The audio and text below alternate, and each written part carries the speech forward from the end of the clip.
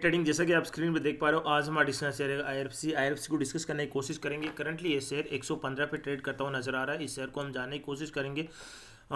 देखिए market cap के हिसाब से ये शेयर देखो 1,50,000 करोड़ के आसपास का शेयर है। लार्ज कैप कैटेगरी से पी वैल्यूएशन इसका 21, काफ़ी शानदार पी पे अभी ट्रेड करता हुआ नजर आ रहा है।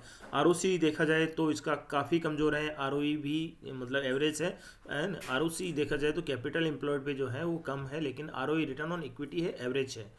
फेस वैल्यू इस शेयर का 10 है, आगे जाके स्प्लिट दे सकता है। काम क्या करता है, रेलवे सेक्टर के जितने भी जो भी प्रोजेक्ट्स हैं उनको फंड करने का काम करता है। तो ये एक एनबीएफसी सेक्टर का शेयर है ना। रेलवे सेक्टर के जो भी प्रोजेक्ट्स हैं उनको फंड करने का काम ये करता है। एक साल का इसका देखो हम चार्ट पैटर्न देखें तो यहाँ पे ये हाईएस्ट था 164, उसके बाद एकदम से ड्रास्टिकली इसमें एक गिरता है और 120 पे आ जाता है। उसके बाद थोड़ा सा रिकवरी आता है 145 145 के आसपास, फिर गिरता हुआ अभी साइडवेज जोन में, लेकिन अभी फिर से ये गिरता हुआ नजर आ रहा है। तो कहीं पे भी इसका जो सपोर्ट जोन है वो बनता हुआ समझ में नहीं आ रहा है। 3 ईयर्स के चार्ट जोन पे हम चार्ट पैटर्न पे इसको लगा के देखें तो देखो ये वाला जो है 110 के आसपास का इसका जो लेवल है ना, काफ़ी स्ट्रॉन्ग लेवल है। जहाँ पे देखो एक बार दो बार ये नियर बाई 100 120 और यहाँ पे ये वापस 110 के आसपास आ रहा है। तो ये शेयर 110 के आसपास काफ़ी स्ट्रॉन्ग है। यदि यहाँ से गिर जाता है 110 से गिर जाता है, पहली बात तो संभावना ये है कि 110 से नीचे नहीं जाएगा।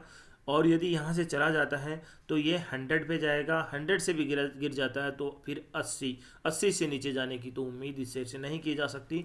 वैसे तो 110 और 100 से नीचे जाने की उम्मीद भी नहीं की जा सकती, क्योंकि ये काफ़ी स्ट्रॉन्ग शेयर नज़र आता है। जैसे कि अभी 50 डे मूविंग एवरेज लगा के देखे तो कमज़ोर साबित हो रहा है, और 200 डेज तो लॉन्ग टर्म के हिसाब से भी कमज़ोर लग रहा है। तो दोनों ही तरीके से अभी कमज़ोर लग रहा है। ऊपर जाने के लिए इस शेयर को 120 के ऊपर रहेगा तो फिर 130 और 140 इसका मेन क्रिटिकल जो रेसिस्टेंस जोन है वो है, और फिर 160 और 160 के ऊपर जाते जाते फिर 180 और 220 200 ये सब चलते रहेंगे। लेकिन ये तो काफ़ी ऊपर के लेवल है, मेन तो इसके लिए 140 ही है।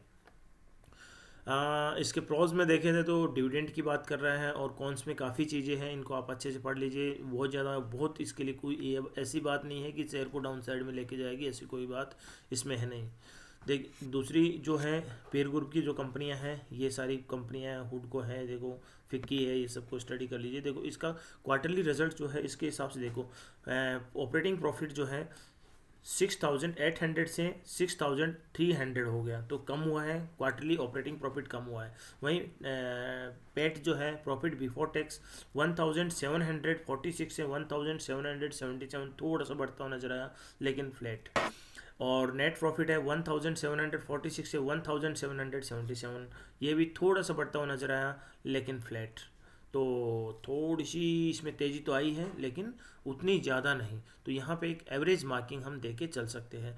बाकी नेक्स्ट हम देखो उसकी प्रॉफिट एंड लॉस की बात करें तो अच्छा खासा प्रॉफिट कमाता हुआ नज़र आ रहा है, जैसे कि मैंने हाईलाइट करके दिखा दिया है।